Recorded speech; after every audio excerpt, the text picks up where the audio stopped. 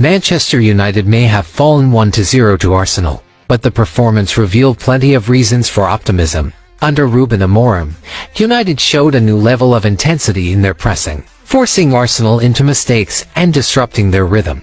The defensive structure was compact, while the build-up play hinted at a clearer identity emerging. Key moments highlighted Amorim's tactical fingerprints, from the way United progressed the ball under pressure to how Matheus Cunha's intelligent movement created space and pinned Arsenal back. Yes, there are still areas to improve, particularly in decision-making in the final third, but this was a glimpse of a team slowly taking shape under a new philosophy in this season. In this video, I break down the tactical details, showing why United fans should feel encouraged by the direction of play, even in defeat. Football is about evolution, and Amorim's United look like a side on the rise. Please don't forget to subscribe to Giga Sports TV for more tactical breakdowns, match analysis, and football insights every week. Let's analyze. With this tactical analysis video, this video will be divided into 3 sections, and the first section is going to be about the press, an area that I think Ruben Amorim's system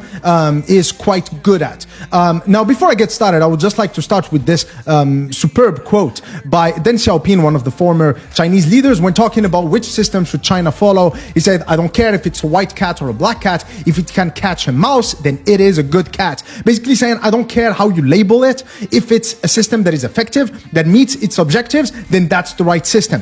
And I think that this applies beautifully to the Ruben Amorim system, because this press that Ruben Amorim has established basically aims to do one thing, and it is to force the opposition to go long.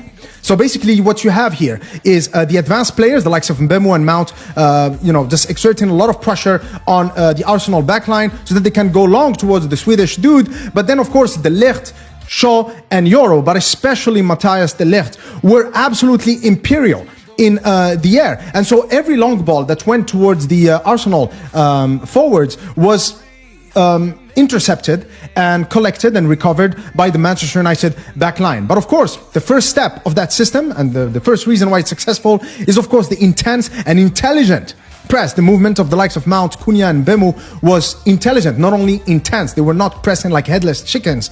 And then of course the Ligt, Shaw and Euro were absolutely dominating in the air. And then of course they won the first balls, but then of course the likes of Casemiro, Bruno, as well as the wingbacks still had to win the second balls in the middle of the park, which they did very well. And of course, once we won the ball, surprisingly, and I was pleasantly surprised with that, the Manchester United players treated the ball with respect. In other words, they remained composed and they kept possession. That, of course, made it extremely difficult for Arsenal against Manchester United. But of course, as impressive as that pressing system was, we still have to talk about some of the issues that Manchester United had in this game. Let's label them some areas of improvement. So here what we have.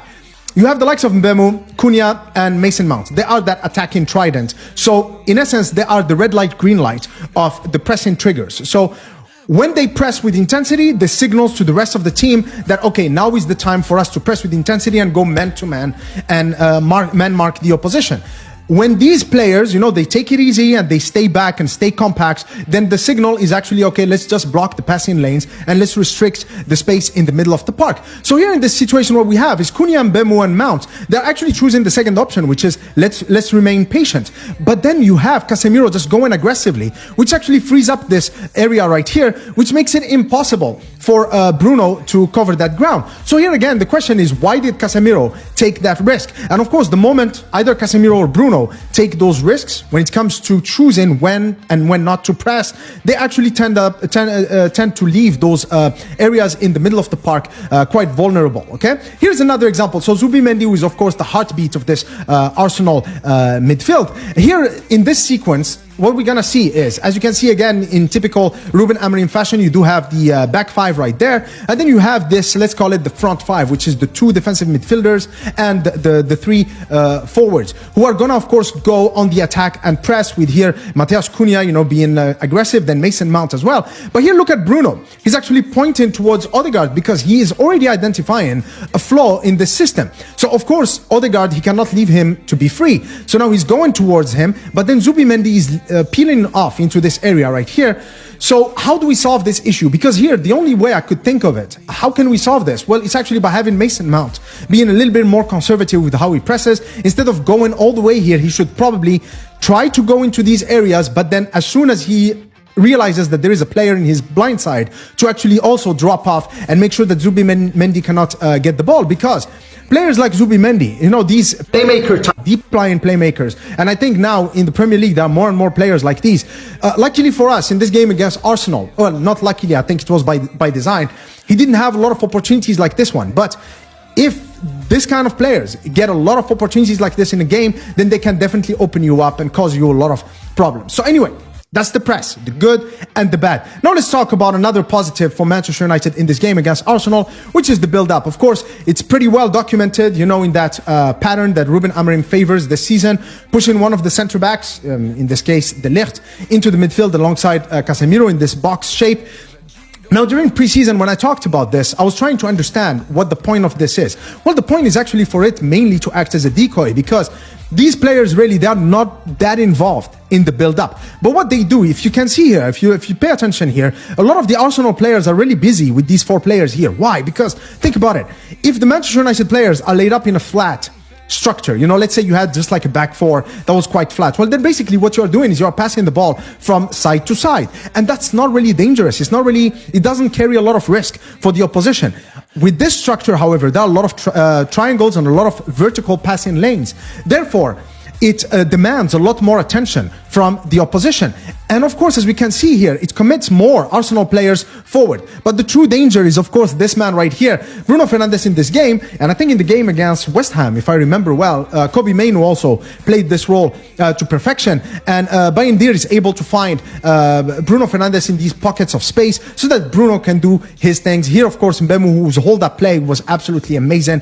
Cunha had a shot on goal. Here in this sequence, we see a different thing. Here, instead of Casemiro, it's actually Bruno Fernandes who actually drops to form this box alongside Ugarte. So basically in the second half, what we had is not so much a reliance on one of the centre backs pushing into midfield, but rather having the double pivot players push in here. And in my opinion, it worked just as well because of this guy. It's very important to have a flair player. With players like Casemiro or Ugarte, it may not work as well. But with a player like Bruno, it works. Why? Because of course, Bruno is always trying to get involved. He's laid off the ball towards Leny Yoro, and then he moves into space where he can receive the ball, and he does, of course, always lifting his head to assess the options ahead of him. And with Bruno's movement and his flair and his tendency to do the unpredictable, and of course with his technical ability, he's just the right player in those kind of situations. But of course, I gotta praise this man. Here again, we do have the same shape, but Bayern has been absolutely excellent with his distribution.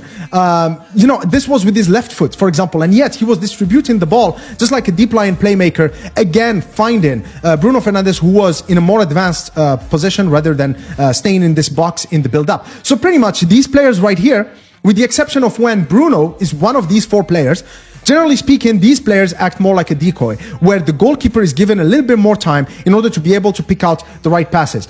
I was actually surprised with Bayern ball playing ability, but of course he was absolutely impressive in this game. I mean, he just succeeded with most of his line-breaking passes. But there was also another reason why Arsenal simply could not get any any control over the game.